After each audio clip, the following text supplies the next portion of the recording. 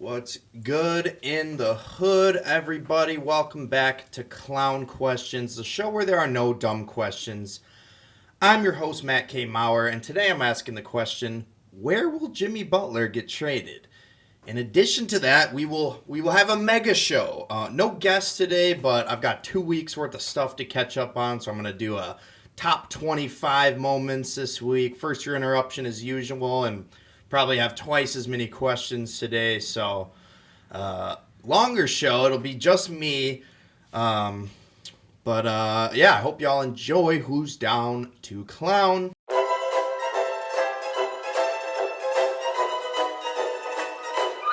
That's a clown question, bro.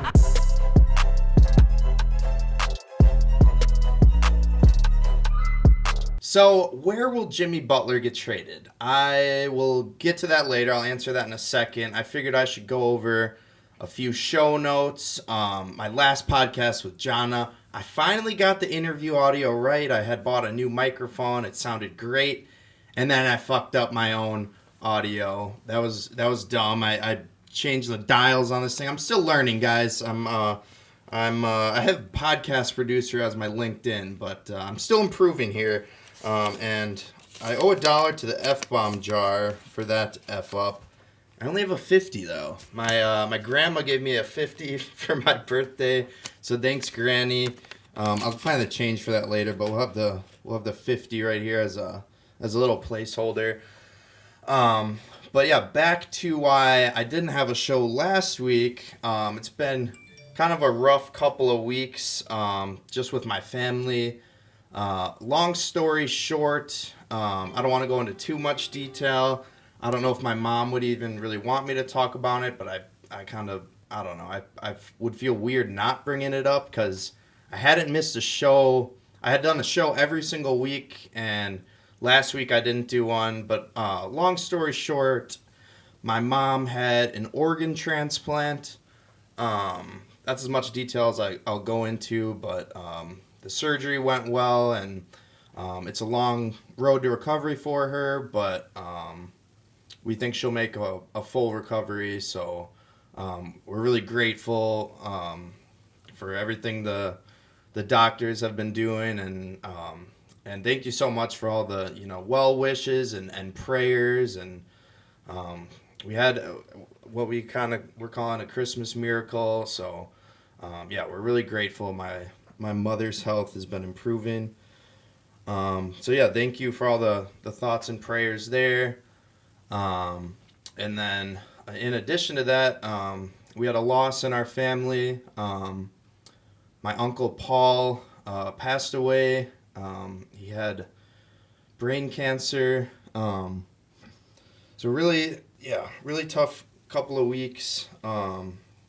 We all loved Uncle Paul, and we're all praying for his family, and if any of Paul's family's watching, anything we can do to help, we'd love to, and we're all praying for you, and praying Uncle Paul will be up in heaven soon. But yeah, Uncle Paul's always been one of my favorite uncles. Not that I want to rank uncles here, but yeah, he was just a great man. He was a writer, athlete, runner, biker.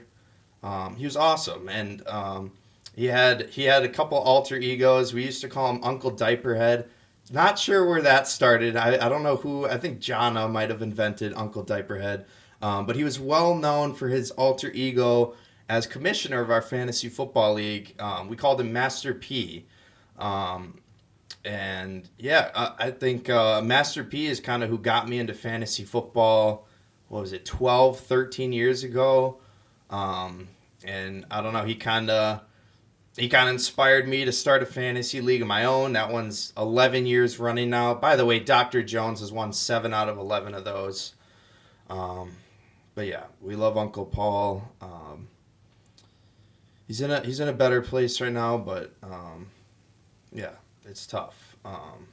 But yeah, always will love Uncle Paul. I think he kind of he really kind of sparked my love for football. I think I was just a dumb little 11-year-old, and I was always trying to chime in on the draft, like telling my brother like draft Michael Vick, Weird example, I know, but yeah, and then he let me in the league, and I I'm the new commissioner, I guess, there. So yeah, praying for everyone in Paul's family, and yeah, just a really tough loss. But yeah, sorry to start the show off on such a somber note, but yeah, kind of weird to talk about. But I thought it would have been weirder to not bring it up at all, and I don't know. I kind of just wanted to get that off my chest and kind of explain why I missed a week.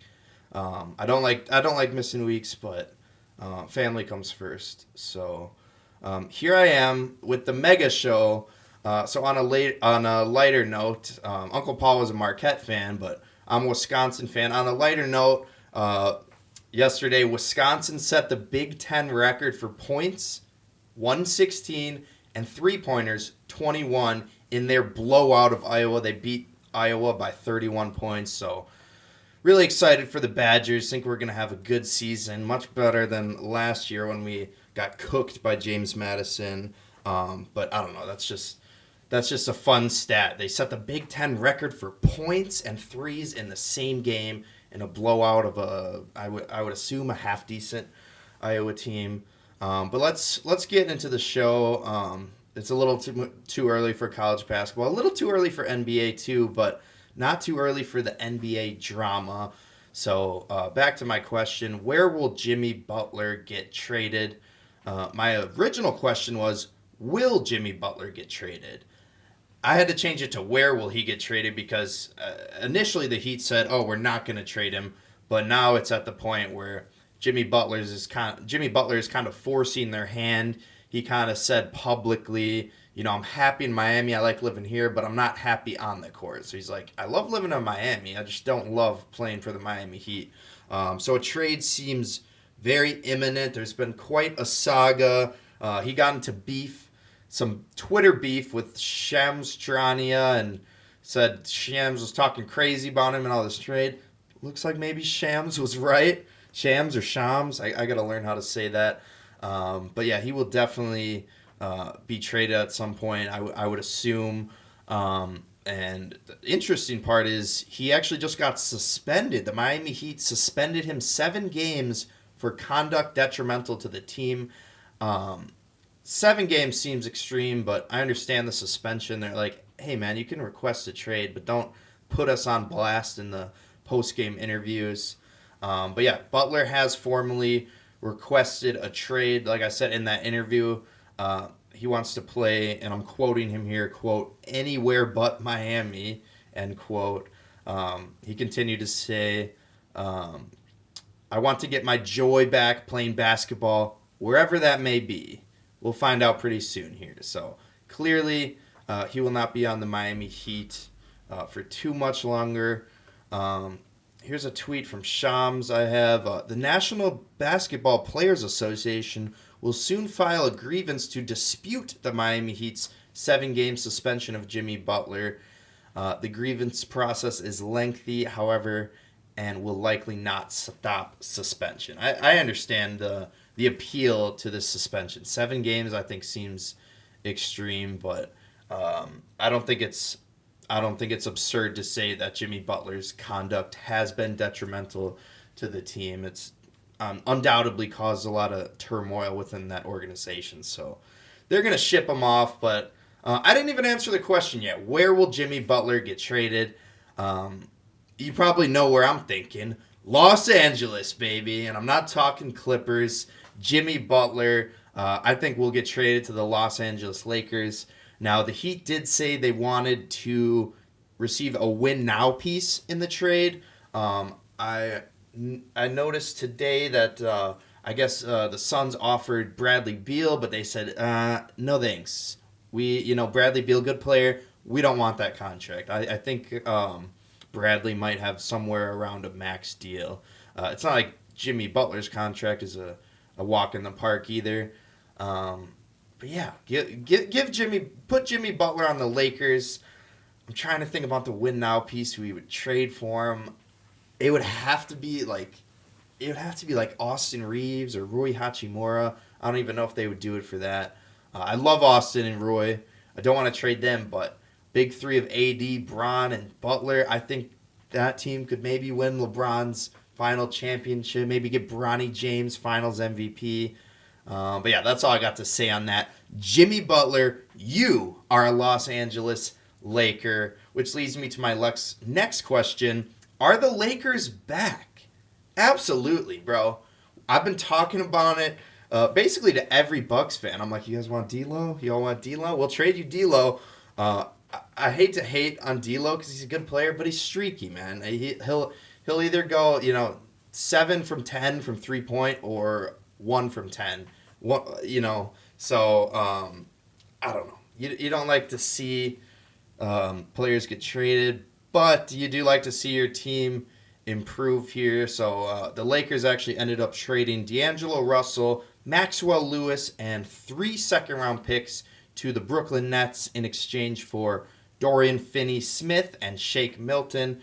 Haven't watched a ton of Dorian Finney and Shake Milton, but they're solid role players and I think much better fit for the Lakers because D'Lo is kind of more of an isolation player. I think Dorian Finney and Shake are both better spot-up shooters. I think Shake might be a power forward. I forget if he can shoot or not. Like I said, I don't know a ton about him, but I love the trade. You're getting 2 what I would call win now pieces.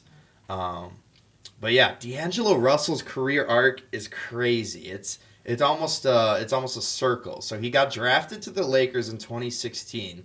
Then he got traded to the Brooklyn Nets in 2017. After he and got his first All-Star selection in 2019.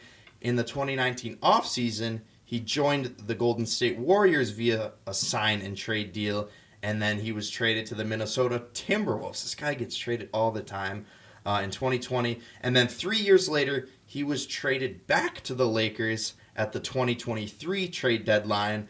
And now this year, 2024/2025, he gets traded back to the Brooklyn Nets. So very circular. Time is a flat circle here with D'Angelo Russell. Let me plug my camera in awkwardly. I unplugged it because it'd be overheating sometimes, and then I looked, and there's not enough battery to unplug it. Hopefully we're still recording. Hopefully this is the regular shoot mode. Even if I'm shooting in slow motion, I can put in 2x and fix it. But y'all don't care about this technical stuff. Why am I getting into it? But yeah, time is a flat circle, and the Lakers are back. Happy trails to D'Lo. I hope you do well in Brooklyn. I'm a fan of your game, but kind of similar to how I felt as a Lakers fan when we traded Russell Westbrook. It's like, well, that's different because Westbrook's one of my favorite players of all time. D'Lo would not make that list. So I was sad to see Westbrook go, but at the same time, I was like, I think it made our team better, so I can't hate on it. Kind of same thing here with D'Lo. Love the player, but love my team getting a little bit better. Go Lake Show.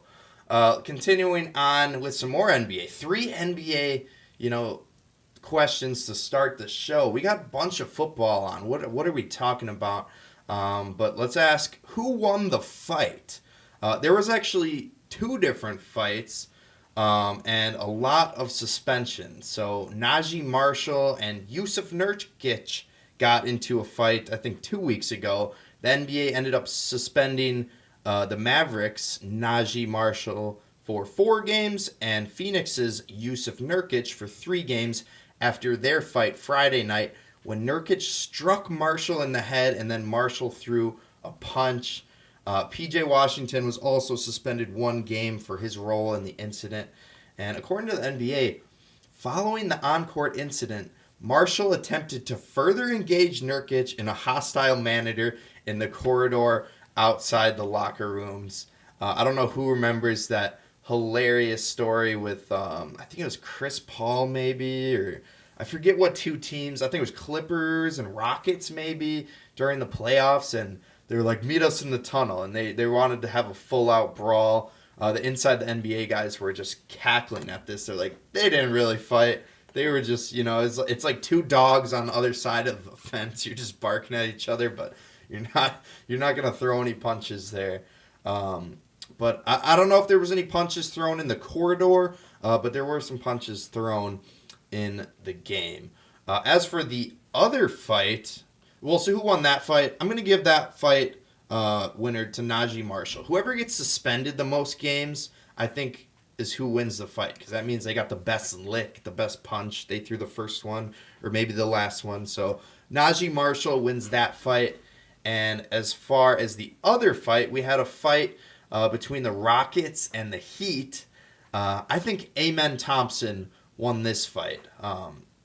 So Amen Thompson, his actions sparked the fight.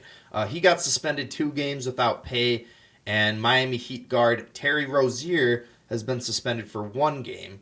Rockets guard Jalen Green has been fined $35K. Tyler Hero has been fined $25K.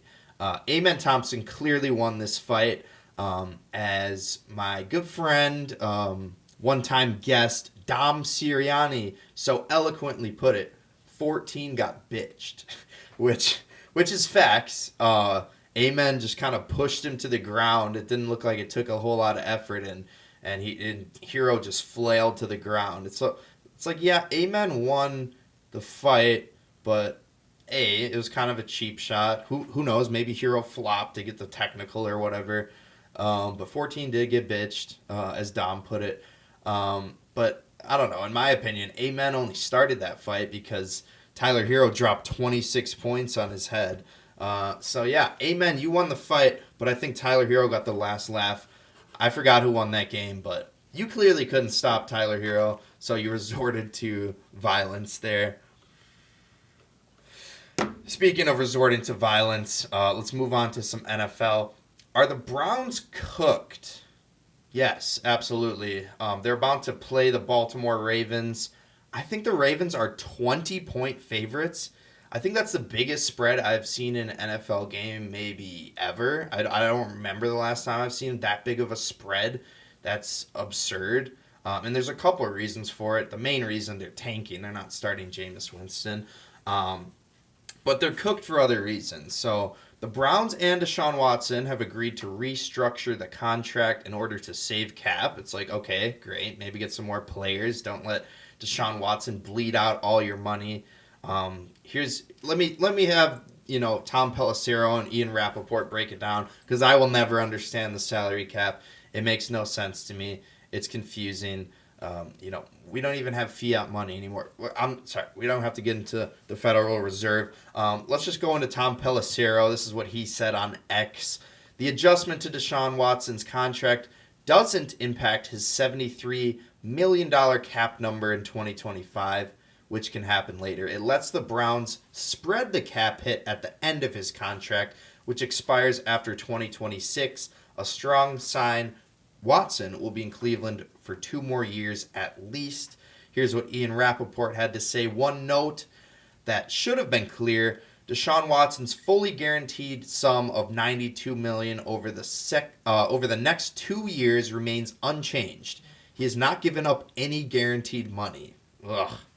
The alterations will affect the salary cap, not cash. So I guess good for the Browns. You have a little more flexibility to get free agents, but they still got to eat that $92 million guaranteed dollars of Watson's contract. The worst contract in sports history. The worst contract just in history in general. Maybe what do they call it? The Geneva Court. So I gotta go get away from history topics. I know nothing about it. Not that I know too much about sports. I'm trying. But yeah, Watson's still there. Good, you change around the cap, but you still got to pay the man $100 million to be a horrible person and a horrible quarterback. Someone who's a decent quarterback and who I thought was a decent human being is Jameis Winston. It came across my TikTok feed that Jameis Winston might not be the best guy. Obviously his famous things that he got in trouble for at college were stealing crab legs. That story blew up, and as well as he stole crab legs, and the other one he got on He got on a table at the student union and yelled, "Fuck her right in the pussy."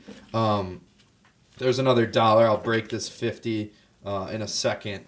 But yeah, those are the two like ones that got the most shine. But I saw TikTok and it's brought to my attention that he settled for $950,000 out of court for with a woman who accused him of sexual abuse. He was also accused of groping an Uber driver, and I think there was one other sexual assault scandal. I don't know how this got swept under the rug because Deshaun Watson gets hurt. Everyone's cheering. It's like, oh yay, the diddler, the massage connoisseur. He's hurt. We can get the lovable Jameis Winston in here. Somehow we forgot about all these allegations against Jameis Winston. Really sad. I've been a huge supporter of Jameis this entire year, this entire podcast, really his entire career. I was not aware of these allegations. Otherwise, I wouldn't have been as big of a fan. Now, was he convicted criminally of any of this? No. But the fact that he settled civilly out of court is a red flag. But yeah, this kind of just brings me back to like, I don't know. It was Christmas Day, and my brother's like, Matt, why do you have to ruin everything? I'm ruining Jameis Winston for you guys now. But I was talking about this Christmas movie. A Christmas Story is my dad's favorite movie. And I showed him this Family Guy clip where they're like, oh, there's the carolers from A Christmas Story. And it's like the people from the Chinese restaurant singing Fa La La La La, but obviously in an offensive accent. And Peter Griffin just looks at the camera like, that's right, America. Your beloved Christmas movie is incredibly racist.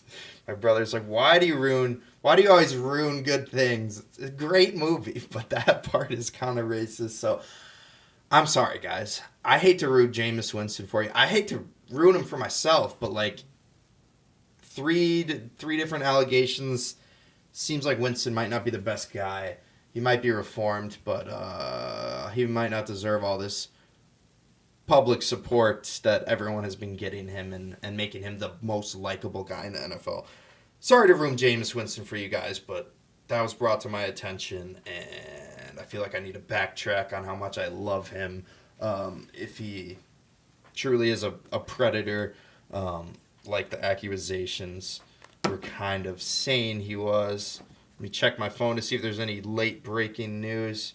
The Cowboys have signed Will Grier to the active roster. Huge move. Cowboys might start Trey Lance. That would be interesting. I would love to see that. Either that or Cooper Rush, and maybe Lance gets some snaps. Getting off topic, though.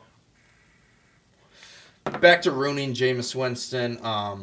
The main reason the Ravens are 20-point favorites today is because Bailey Zappi is the Browns' starter. They've moved on from DTR, Dorian Thompson-Robinson, and they are returning to Bailey Zappi. Bailey Zappi's funny because there's that one point I thought maybe he could have a Tom Brady career arc because Mac Jones got hurt in a Monday night game against the Bears, and Bailey Zappi came in and balled out. He took the Packers to overtime in another week. Clearly he's not Tom Brady. He's been a backup ever since. But yeah, he's starting for the Browns Saturday. So yeah, based on the Watson contract, Bailey Zappi starting, and potentially Jameis Winston being a bad human, the Browns are cooked. Not like they weren't cooked before, but they're definitely cooked now. Let's move on. Again, so sorry to ruin Jameis Winston. Next question, who hurt? Question complete with incorrect grammar. Luka Doncic is hurt. He will be reevaluated in a month for a calf injury. Coincidentally, his home was also burglarized. Come on, people. I asked a couple weeks ago, can we chill the fuck out? That's now $3 I owe the F-bomb jar. I got to break this 50 from Granny. Stop burglarizing famous athletes' homes. I don't know. Maybe these guys need to hire more security. The problem is, it's pretty. I don't think it's hard to go online and find a famous person's address. And if you're an athlete, you know exactly where they are at what time if they're playing in a game. So it gives you a window of opportunity to burglarize. Stop burglarizing. Why did I go into detail with that? That's just giving burglars more ideas. Not that there's any burglars. How do you say that word? Not that there's any burglars watching this podcast. But damn, y'all, stop burglarizing, okay? Who else hurt? Kenneth Walker is done for the year. He was placed on IR. They weren't sure whether or not he can play in the playoffs. He will not. The Seahawks have been eliminated to the playoffs. The Rams knocked him out as the Rams win the NFC West. So yeah, Kenneth Walker, done for the year. Another one is Jaden Ivey. He broke his leg. He is likely out for the season. Tough loss for the Pistons, who have been a very interesting, fun young team, despite being one of the worst teams. It seems like they're trending upward, but tough loss with Jaden Ivey. Jaden Ivey will be in the top 25 Goosebump moments with a heck of a play. So tough loss for the Pistons there. Tua Tagovailoa is the next injury. He is likely out week 18, which is interesting because the Dolphins are still in playoff contention. So it's like, it wasn't a head injury, so that wasn't a concern. I think it was maybe a hip injury or something. I know it wasn't a head injury because that's more serious with a guy like Tua who's had that many head injuries. But he's I think they probably ruled him out for week 18, which is interesting because they'll have to start Snoop Huntley, and they're still alive for the playoffs. I believe with a Dolphins win and a Broncos loss, the Dolphins make the playoffs. So you'd think, oh, maybe they should push Tua to play. But in my opinion, sitting him is the right idea because even if you play him, or let's say you bench him. Let's say Tyler Huntley gets you to the playoffs. Yeah, you want Tua to play in the playoffs, but are they going to do anything in the playoffs? No. Not when they have to go on the road to the cold. They're just not in a position, I don't think, to win anything. So I think holding out Tua, keeping your $200 million quarterback healthy is the right move here. Hopefully Snoop Huntley can produce some entertaining football for us. I'd like to see the Dolphins make the playoffs instead of the Broncos. I think the Bengals making the playoffs would be even more fun because the Bengals are a team that could make some noise. Dolphins, I think, would get waxed in the first round, but Bengals, I think, could beat anybody. I think the Bengals, if they make the playoffs, I think they're a dark horse for the Super Bowl. Now, the Bengals need to win, and they need a Dolphins loss and a Broncos loss. So it's not out of the realm of possibility. Broncos loss will be tough because the Chiefs are going to be starting Carson Wentz there. But we'll see how it goes. I shouldn't root for the Bengals because I want an easier path to the Super Bowl. No, I'm just kidding. The Packers don't necessarily look like a Super Bowl team at the time, but we'll see. We'll see what happens. If we play the Lions or Vikings, it's tough to beat a team 3 times, so maybe we can beat them.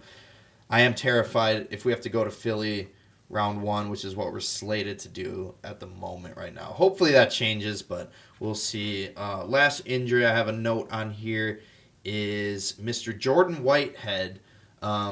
He actually got in a car crash. So, thoughts and prayers. Hopefully he recovers soon from that. But the Buccaneers will be without their top 2 safeties for a win-and-in matchup versus Saints. If they beat the Saints, they're in. If they lose and the Falcons win, the Falcons and Michael Penix will be in the playoffs. So, interesting storyline to follow there. I'd like to see Michael Penix in the playoffs. I think that would be entertaining. But Baker and the Bucs are a much better team. So, it'll probably be them, but who knows? Without Jordan Whitehead and their other starting safety, whose name is escaping me, it could be tough.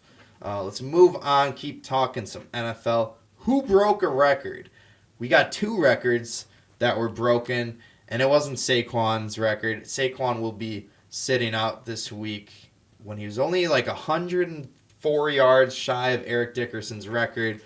Tough, but the right move from Nick Sirianni. You want him healthy for round 1 of the playoffs. So Saquon didn't break the record, but Lamar Jackson broke a record. and Jaden Daniels broke a record. Lamar Jackson broke Michael Vick's all-time record with 6,000 some rushing yards. I forget the actual number, so forgive me, but Lamar, one of the greatest of all time, a two-time MVP, um, could be the back-to-back MVP this year. I'd probably give it to Josh Allen or even Saquon, but I wouldn't object to Lamar Jackson winning it either. He's one of the best quarterbacks in the league, and he is now officially, statistically, the greatest dual threat quarterback ever. Michael Vick did not run for that many yards. He played, I think, more years, and I think Lamar broke this record in fewer years than Mike Vick set it. So yeah, kudos to Lamar Jackson, one of the best to ever do it, especially on the ground. But put some respect on his name passing. He's got, I think, maybe the highest passer rating in the league. It infuriates me when people diminish how good of a passer he is. But wanted to acknowledge his rushing record there, as well as Jaden Daniels' rookie record. He broke the record for most rushing yards by a quarterback in their rookie season. I believe the record was like 860 or something, so he's approaching 900 yards. Whose record did Jaden Daniels break? He broke a Washington Redskins quarterback record, and I can say Redskins because at the time Robert Griffin III was on the Redskins, now the Commanders. But yeah, both Washington quarterbacks, both dual threats, both Heisman Trophy winners. Congrats to Jaden for breaking that record. But damn, these comparisons scare me. Yes, you're really glad that Jaden Daniels looks like RG3, plays like RG3, because RG3 is one of the most talented guys. One of the most talented guys ever. But the comparisons are freaking me out. Because Jaden Daniels is fun to watch. I'm a huge Jaden Daniels fan. And if he really is like RG3, that could put him at a risk for injury. They have similar stature and a similar play style. So I'm praying Jaden Daniels doesn't ever get hurt. Hopefully these RG3 comparisons will produce a good career, and somehow he'll avoid some injuries there. But yeah, congrats to Lamar and Jaden Daniels on breaking some rushing records. Let's move to some baseball. Who cares about baseball? What's good in the MLB? Basically just some free agency off-season news here for you. The Diamondbacks have signed Corbin Burnes to a 6-year, $210 million deal.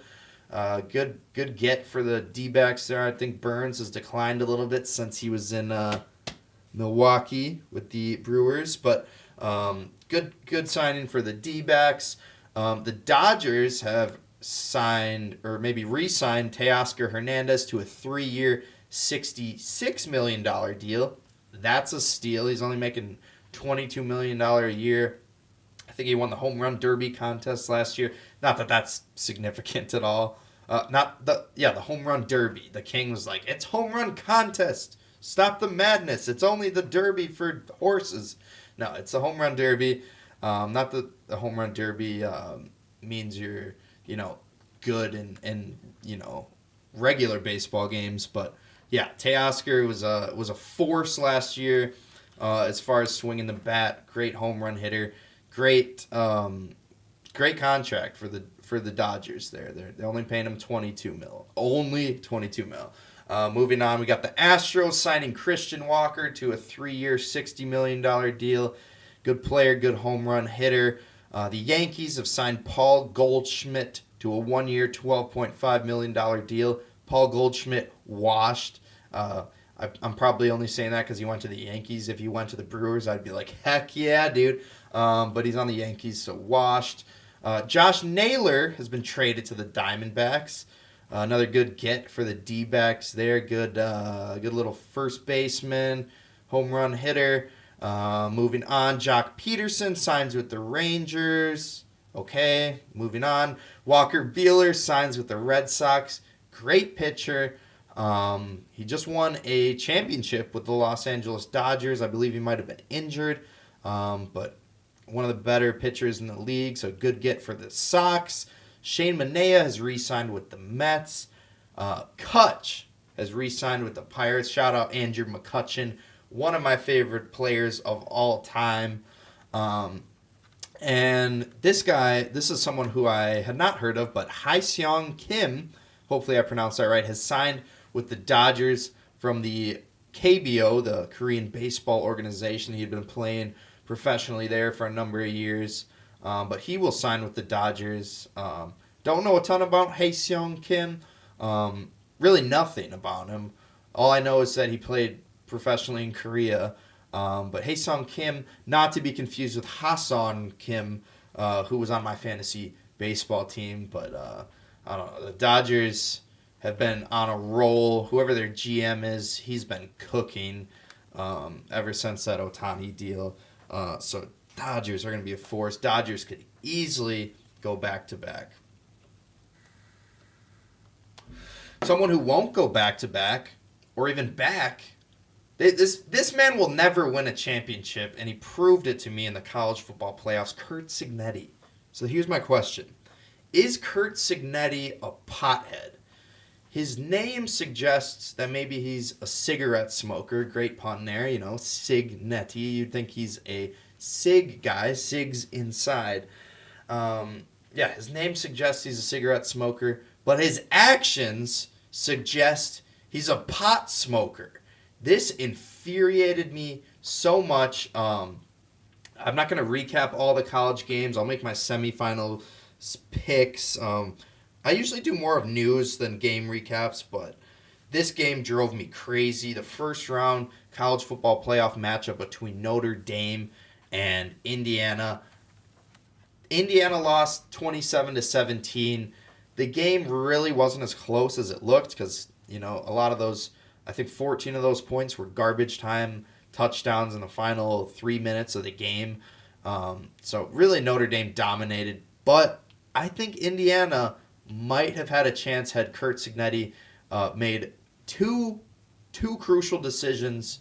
If he had made those decisions in a wiser manner. So one of these horrible decisions was he called a timeout on one of the dumbest looking trick plays of all time. Basically, Notre Dame lined up for a field goal, and they changed the formation from the field goal into one of the weirdest formations where all of the O-linemen went to one side of the field, and the center is all by himself, and they put the tight end at quarterback. Cignetti freaked out. He's like, how do we defend this?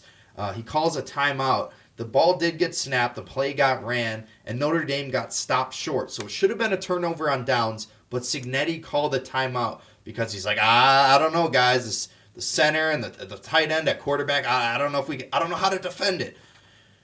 Idiot. Stupid. Because it just reminds you of that Indianapolis Colts play, the trick play, the worst play of all time, and it also reminds you of that Dallas Cowboys trick play where they put Ezekiel Elliott at center. If Cignetti had remembered those two plays, he'd remember they were absolutely terrible plays. They didn't go anywhere. I think the Zeke play, maybe they got 8 yards. Colts was a tackle for loss. If you haven't seen the Cowboys or the Colts play, look them up. Just look up Cowboys dumb play or Colts dumb play. I'm sure you'll find it.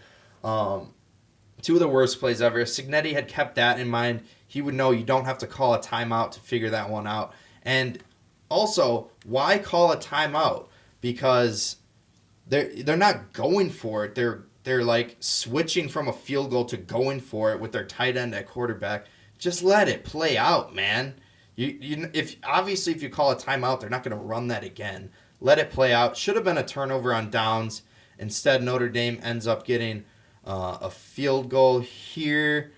But yeah, if he doesn't call a timeout, it's a turnover on downs. Another one that pissed me off was they were down 20-3. So they're down 17 points, 3 possessions. There was about 10, 11 minutes left in the game. Cignetti punted on 4th and 11 at the 50-yard line. They needed 3 possessions. Why are you punting at the 50?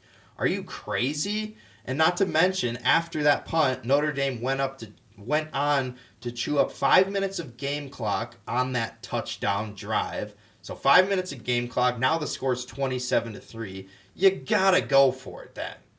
You gotta go for that, man. You're down 3 scores. That's a mercy punt. That's a punt to make your team look like you didn't lose as much. And it didn't even work. You punted and they still scored a touchdown, chewed up more clock, and you got those garbage time touchdowns. But if you get that 4th down there and score, it's what? 10-20? That's a winnable game. And then if you don't call a timeout on that stupid-ass trick play, it's 17-10. That's a 1-score game, man. But yeah, based on that game, and I'm serious here, they should take away his Coach of the Year award. I was so pissed. I was rooting for Indiana in that game. I was rooting for all the underdogs. I just wanted to see a semi-good game somewhere, which we have only had one. We're like 1-7 on entertaining football games in the college football playoff. There needs to be some adjustments made, I'll admit that. But yeah, 2 of the worst coaching decisions I've ever seen. Take away his Coach of the Year award. Yeah, there's no moral victories, but are there moral losses is a question I'm asking here, because that punt was not that's not a move you make when you're trying to win the game. That's a move you make when you're trying to prevent yourself from losing by more points. Dan Lanning did the same thing with Oregon. He punted on 4th and 4 when he was down 26. I believe that was in the 4th quarter as well. Lame. He's going for a moral loss. Dan Lanning went full Cignetti here. I mean, I'm not gonna. He didn't get a Coach of the Year award, and I don't think his mishaps might have been worse than Cignetti's because they got blown the F out of the water, 34-0 to start the game. Ohio State was up. But man, there's few things I hate more in sports than the mercy punt. If you have a chance to pull off an incredible comeback, go for it on 4th down. What, you're afraid that instead of losing 40-20, you're going to lose 47-20? That's loser talk. That's pussy shit. I don't know. So people have been saying comedy's making a comeback. Let me know if calling something pussy shit or calling someone a pussy, if that's still offensive. It doesn't seem like I don't think that phrase is very feministic. There's certain areas we should not, go back to in comedy. There's certain words I do think should be off limit. I don't know. Let me know if pussy's back though. If it's not though, I apologize. Just leave a comment and we can talk it through. But pussy shit from Dan Lanning. I hate the mercy punt. Continuing on, my goodness, this is gonna be a long show. Anything else happen? Yes, the Sugar Bowl was postponed. Praying for all the victims in New Orleans. That's why it was postponed after a horrible attack, which was apparently linked to ISIS. I gotta stop bringing up politics. I don't know enough about it, but horrible thing to happen. I think he kind of drove through Bourbon Street in a truck and killed maybe 10, 15 people. So praying for everyone who lost their lives, praying for everyone's friends and family who were affected. Just really tough. But yeah, Notre Dame goes on to beat Georgia in the Sugar Bowl there. Yeah, somber thing that happened there. Anything else happen? Deshaun Jackson, he's been named the head coach at Delaware State. I heard something about HBCU pipeline. I don't know what that means. Delaware State's an HBCU, so I think Deshaun, as a former NFL player, he wants to encourage guys that play at HBCUs to make it to the NFL. So great news for Delaware State there. Deshaun Jackson is one of the last people I would expect to be coaching. He's been in the news a lot after Jonathan Taylor and so many others dropped the ball short of the goal line this year. He made it famous. But hopefully he'll be famous from his coaching here. And Delaware State can get, I was going to say back in the fold. I don't think they've ever been in the fold. In the fold in college football here. Some more news I'm going to rattle off here. Teddy Bridgewater's come out of retirement to join the Detroit Lions. Very interesting move there. I think Hendon Hooker will still be the backup. Bridgewater will probably be the third string, maybe a practice squad guy. I think he's more of a locker room guy. He actually just won a state championship. He was the coach of probably his alma mater high school football team. So interesting move for Bridgewater to come out of retirement. But I think it's probably more of a locker room presence thing. Maybe, just maybe, they're trying to see if Bridgewater's got any leftover secrets from Minnesota. He doesn't. I don't think Kevin O'Connell coached Teddy Bridgewater, and Bridgewater probably hasn't played for the Vikings in like 6 years, so that's a dumb comment. But yeah, cool to see Teddy Bridgewater come out of retirement. Hoping he stays healthy. I think that's why he retired, was for his health. So I kind of hope he doesn't have to play because you don't want him to have another debilitating injury like he's had it in the past. Speaking of debilitating injuries, Carson Beck is done for the year. He was done for the year before Georgia lost, but now he's done for the year because Georgia lost to Notre Dame. Gunnar Stockton just couldn't quite do it. Unfortunate for Georgia there, but Carson Beck has now declared for the NFL draft. That injury is going to complicate things, though, but seems like he still could be a first, second round pick. We will see, though. More news, Texans claim Deontay Johnson off waivers. Huge get for them because of the Tank Dell injury. I think their receiving core is probably now Nico Collins, John Mechie, and Deontay. I don't know if he's played yet, but somewhat of a veteran presence there. Hopefully he doesn't refuse to play like he did for the Ravens? I don't even remember. Deontay just hasn't been playing much, so it's hard to remember what team he's on. He's on the Texans now. But yeah, good get for the Texans. I don't expect the Texans to make much noise, but if they are going to, they're going to need a little bit more help with their receiving core. So good get for them. More news. Bo Pribula has transferred to Missouri. This was interesting because Pribula was not allowed to play in the college football playoff because he entered the transfer portal. So he wasn't allowed to play for Penn State at all. But he transfers to Missouri. I would assume he'll be the starter next year. Moving on, Alex Caruso signs a 4-year, $81 million extension with the Thunder. Great move for the Thunder there. He's kind of everything they hope Josh Giddey would be minus the allegations. I don't know. That's probably not a great comparison at all. Giddey's taller. I think more of an offensive force. I think Caruso's more of a defensive force, but I think Caruso will be a huge role player in what could hopefully be a little Thunder renaissance here with SGA and the rest of these guys. But moving on, Ricky Henderson has passed away. Praying for his family and friends. Thoughts and prayers. The stolen base king. I never got to watch Ricky Henderson play, but I know he's one of the greatest to ever do it. I'm sure I've seen some highlights. But what I'll always remember from Ricky Henderson is the stolen base record. That picture of him holding a base above his head is so iconic.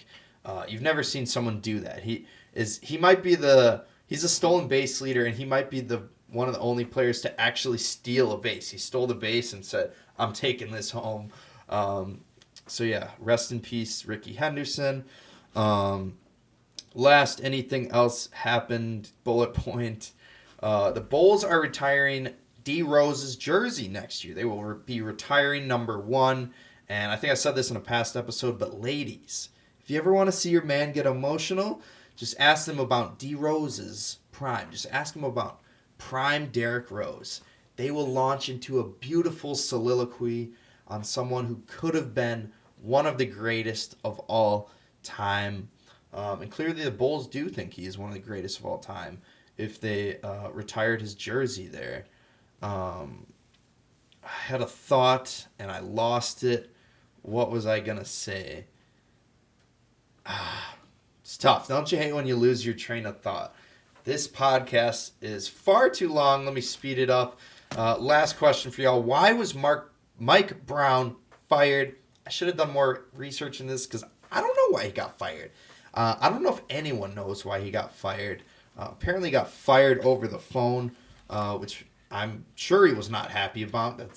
That's a cowardly move to not at least have the conversation with him face to face. But I don't know. It seems like maybe he got scapegoated for this Kings losing streak, and perhaps it was because he was kind of putting the onus of these losses on Mr. De'Aaron Fox and Sabonis a little bit, and I guess the Kings didn't like that he was putting pressure on his players or, quote, throwing his players under the bus. Who knows? I don't know why they fired him. He got this team to the playoffs after, a 15-year drought? I think that was, 2 years ago. So he had a lot of success for a team that hadn't been doing well. He's been lighting the beam, but he's fired. I don't know who the interim coach is. I'll figure that out later. Google it if you want to know. Sorry. We'll see who they fire, but weird that he got fired.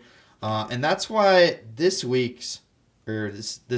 weeks mega show's first year interruption is going to be with Mike Malone. So Mike Malone has criticized the Kings firing.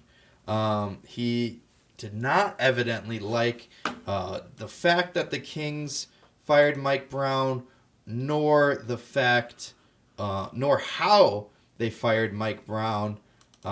He seemed pissed in this post-game interview.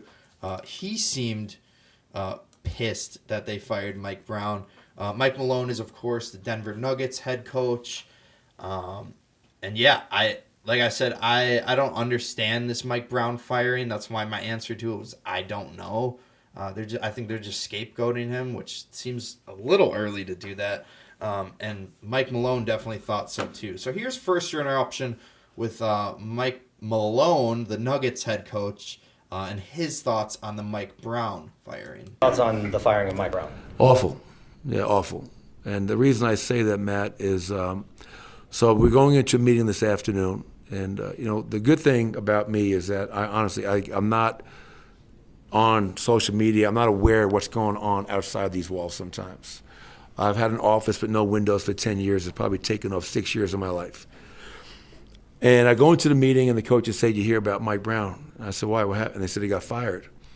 And at first, I was really shocked and surprised. And then I caught myself. I said, why am I shocked and surprised?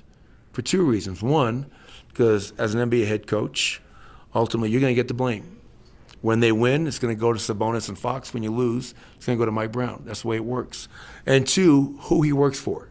So I'm not surprised that Mike Brown got fired, because I got fired by the same person. And what really pissed me off about it was the fact that they lost last night, 5th game in a row, I believe. Tough loss, fouling a jump shooter. They had practice this morning.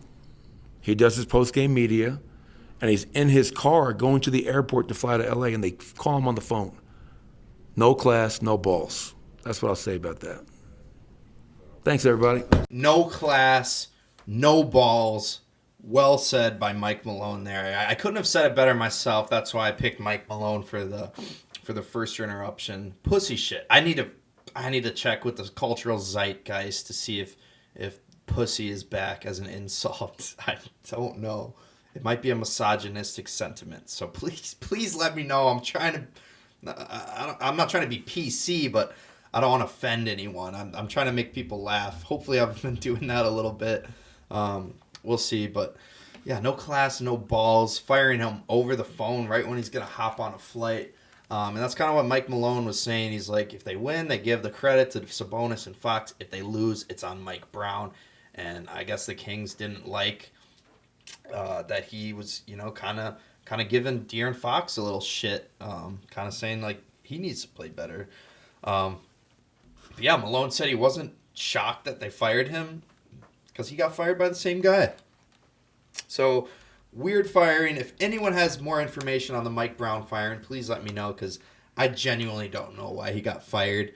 And maybe it had to do something with that interview the other day, a couple weeks ago. I did a first interruption with him where he went, "We got to grind possession after possession after possession after possession after possession." I'm not going to say all of them, but he said it 26 times. Maybe that had something to do with the firing.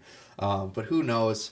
Weird story there. Like I said, I don't know the full details. I didn't look enough into it, nor do I think looking into it would really give me that much insight, because it's just weird. It's just a weird firing. But enough on Mike Brown and firing. Let's do it. Let's do the top 25 Goosebump moments of the week. Ooh, I just saw a commercial. The NFL draft's in Green Bay next year. We got to go to that. Bro. Travis Hunter. Ooh, number 1 pick. Or will be Shador. Sorry, getting off track. Let's do the top 25 Goosebump moments of the weeks.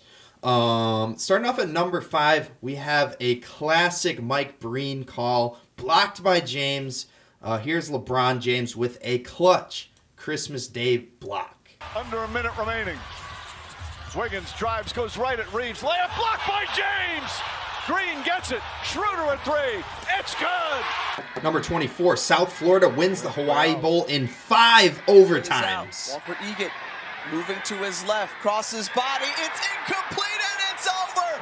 South Florida pulls off the 5 overtime win at the Hawaii Bowl. Number 23, Toledo wins a sextuple overtime thriller in the Sports Bowl. Duggar under duress.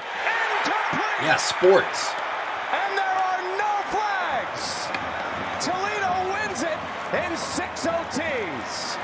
Number 22, Justin Jefferson's 39-yard tutty gives the Vikings the lead over Seattle. Launching downfield, and it is caught! Twisting, turning, touchdown, Jefferson! Minnesota's back in front. Number 21, Jordan Poole hits the step-back 3 with 8 seconds left to win it. Oh, yeah! Jordan Poole hitting a big 3, getting the Wizards faithful off their feet. Number 20, Caden Pierce hits a gamer to win it for Princeton. With 7, Cade Pierce hits it off with 4.5. Number 19, Cole Anthony banks in a running floater as the Magic beat the Nets. Attack. Anthony turns the corner, off the glass, he banked it in. Do you believe in miracles? Number 18, Devon Achane runs in a 50-yard dagger. Another big run. There he goes. He's got wide open space. Achane with an A+ effort and a touchdown by Miami. Number 17, Steph Curry elicits a double bang from Mike Breen. Curry puts up a 3. Bang! Bang! He ties the game with 6.3 remaining. Number 16, same game, Austin Reeves hits the game-winning layup in a Christmas Day classic. Inside layup, he banks it in with 1 second remaining, no timeouts. Here comes Curry, launches at 3/4 court. Oh, off the mark, and the Lakers win a thriller. Number 15, Wemby steals it from Jokic in the clutch as the Spurs beat Denver. Intercepted. Devin Vassell bracing, and that might do it. Number 14, Deron Bland steals the ball from Rashad White as the Cowboys win a wild one. Mayfield pitches it forward. Somehow he got it to White. Rashad White gets a gain out of that. The ball taken away by the Cowboys. White was on the way down, and Deron Bland took it away. Incredible. I have never seen a play like this in my entire life. Baker Mayfield fighting for his life. Rashad White fighting for his life, and Deron Bland fighting for the football, and he got it. Number 13, Tyler Hero plays hero on this game winner for Miami. Hero attacking, firing a jumper. It's good with 0.5 of a second left. Hero shoots the Heat back into the lead. Number 12, Scoot Henderson's turnaround jumper wins it for the Blazers. Sudden stop, turns, flips up, scores! Scoot Henderson, the fall-away hopper with 1/10 of a second. Blazers take the lead. Scoot Henderson pulling on the, jamming on the brakes. Number 11, Jamison Crowder and the Commanders take the lead versus Philly with 6 seconds remaining. Touchdown! Jamison Crowder! Preposterous! Number 10, Chuba Hubbard high steps his way to a walk-off TD. Hubbard. Chuba Hubbard dancing into the end zone and a Panthers victory with a touchdown in overtime. Number 9, Marvin Mims mosses 2 defenders to send the game to overtime. And Knicks will throw it. It is caught. Touchdown! Touchdown! Mims caught the ball. Marvin Mims caught the ball. Outside the pocket, Knicks has been terrific. Doubled. Number 8, same game, T. Higgins with a walk-off TD in OT to keep the Bengals alive. Touchdown! Bengals win, and they are alive in the payoff race. Number 7, Zach Ertz walk-off TD sends Washington to the playoffs. Zone, it is caught for the touchdown. Zach Ertz takes Washington into the playoffs. Number 6, Gunnar Helm with the go-ahead touchdown for Texas in double overtime. Gunnar Helm opens it up that way. Texas's first play of the second overtime, and they take the lead from one of the best tight ends in the country. Number 5, Andrew Makuba's INT sends Texas to the semifinals. That ball's intercepted. It is intercepted. Makuba seals it. Hook 'em horns. They're headed home to Texas to play in the Cotton Bowl. Texas advances. Makuba seals it. Number 4, Akello Witherspoon with an acrobatic interception to win it for the Up Rams. in the air and intercepted. Akello Witherspoon saves the day. Number 3, Zubi Ejiofor with a putback at the buzzer to give St. John's the victory. Ejiofor at the buzzer. St. John's wins. Number 2, Jaden Ivey with a game-winning 4-point play. Threes this quarter. Ivy looking for a foul. Bailed out and one. Wow. Immediately up the floor. Sacramento stand up, this Voda One Center crowd. Ivy makes the free throw. Pistons 114-113. Number 1 moment of the week, Justice McNair hits a half-court shot at the buzzer to win it for Valpo. For the win! He got it! Justice McNair completes the remarkable 21-point comeback for Valpo. This has been a presentation of ESPN. Happy holidays and Merry Christmas to you. What a shot from Justice McNair there. There's few things that can beat. How do you beat a half-court shot buzzer beater? There's few things that beat that. I think a Hail Mary beats a half-court shot. A walk-off home run in the World Series, I would say, beats that. But other than that, how do you beat a half-court shot at the buzzer? Maybe a full-court shot at the buzzer. That would beat it. A half-court shot at soccer. A half-court shot in soccer at the buzzer, I think, is slightly better. But you can't get much better than a half-quarter at the buzzer. What a play from Justice McNair. What a win from Valparaiso there over Western Michigan. Let's finish out probably the longest show of your life because you had to listen to me talk for an hour straight. But here I got the CFP Semifinals Picks. Let me just say that this podcast probably won't be... It'll be posted on a Saturday. Probably won't be posted until after Browns-Ravens. That is a big game because it affects the AFC North. Steelers and Ravens play today. One of them will be the winner. But unfortunately, I'm not going to talk about that Not going to make any NFL picks. I'm going to do the CFP semifinals. So next week I can pick the NFL playoffs. But here, let's do the CFP semifinals picks. We got 2 games here. Let's start with the Orange Bowl at Hard Rock Stadium in Miami. We have number 6 seed Penn State versus 7 seed Notre Dame. Notre Dame is 2-point favorites. My pick is going to be Penn State +2. Or actually, give me Penn State money line. I think Penn State wins the game. So you make a little bit more money there with the money line. And, I hate to go against my godmother here and her fighting Irish. But Indiana's coach is a pothead. So not an easy win. And Georgia played with their backup QB. Not as easy of a win. But if Carson Beck was there, it probably would have been different. But as far as Penn State goes, their best player, D lineman Abdul Carter, who got injured in the Boise State game, he posted a picture on X. Now, we weren't sure if he's going to be able to play for these semifinal games, but he posted a cryptic picture on Twitter. I got to stop calling it X. Screw you, Elon, for changing it. But he posted this picture on X of Darth Vader in like a cryo chamber. Star Wars nerds, don't come for me. I know that's probably not the right terminology, but it's, Darth Vader in this cryo chamber. So based on that, I think it's safe to say Abdul Carter will be playing. Otherwise, why would he post that? I just don't think the Irish can win against Penn State in the trenches here, especially with Abdul Carter in the fold. Give me Penn State in that one. The other semifinals games, who will be playing Penn State in the championship? The Cotton Bowl winner will be. The Cotton Bowl is at AT&T Stadium in Arlington, Texas. That's interesting because it is 8 seed Ohio State versus 5 seed Texas.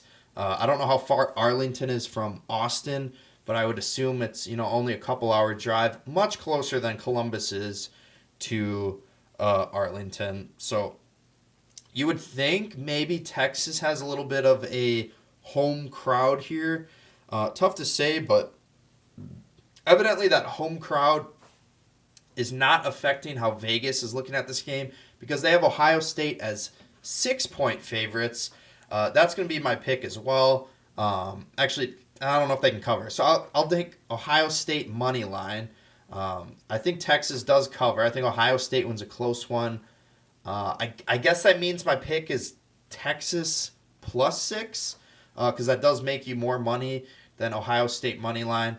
But I do expect Ohio State to win this game. I think freshman receiver Jeremiah Smith, who just terrorized Oregon, I think he keeps it up, keeps tearing it up against the Texas Longhorns here. Texas coach Steve Sarkisian, a.k.a. Sark, he in an interview said, "Clearly, we are massive underdogs and no one is giving us a chance." That might be a stretch, Sark. I don't know if you're massive underdogs. You're 6-point underdogs. And I think there's plenty of people giving you a chance. It's just they think Ohio State has a better chance. But Sark also called Ohio State, quote, the best team in college football. Well, Sark, in the preseason, I did pick Ohio State to be my college football playoff champion, so I'm going to have to agree with you there.